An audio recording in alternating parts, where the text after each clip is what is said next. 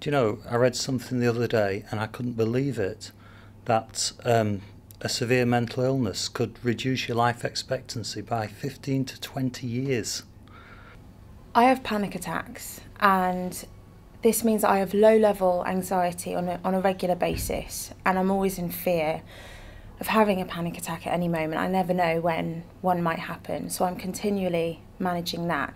And I have a range of symptoms which range from nausea, struggles with bladder control when things are really bad, and generally just feeling out of control and, at worst, like I might die. But I'm also aware that I was born with a hole in my heart. So when I get the symptoms of chest pain, I do fear that there may be something going on with my heart.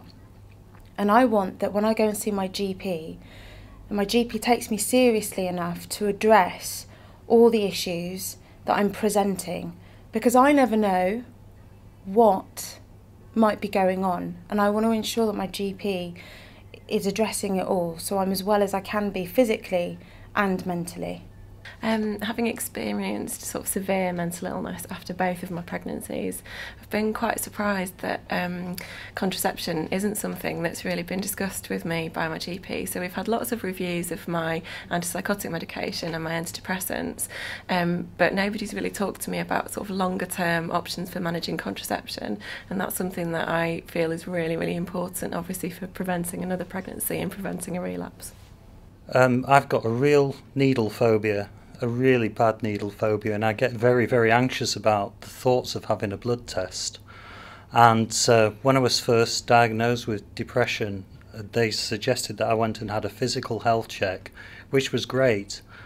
But the next time I was asked to go for a medical, I avoided it because I was so worried about having to explain again to a nurse that I really was frightened of needles, and that made me feel very anxious, so I just didn't go. So if the nurse had been aware of my phobia, then maybe I wouldn't have had to explain it to her again, and she could have had a couch for me to sit on so that I didn't fall on the floor. After recovering from an episode of psychosis, I really did notice a knock-on effect on my sort of physical health after getting better mentally and beginning to feel like sort of life was just beginning again. I had about a year of recurrent episodes of tonsillitis, and that was quite difficult in itself because just being laid low and having to stay in bed with tonsillitis was very reminiscent of being unwell with depression.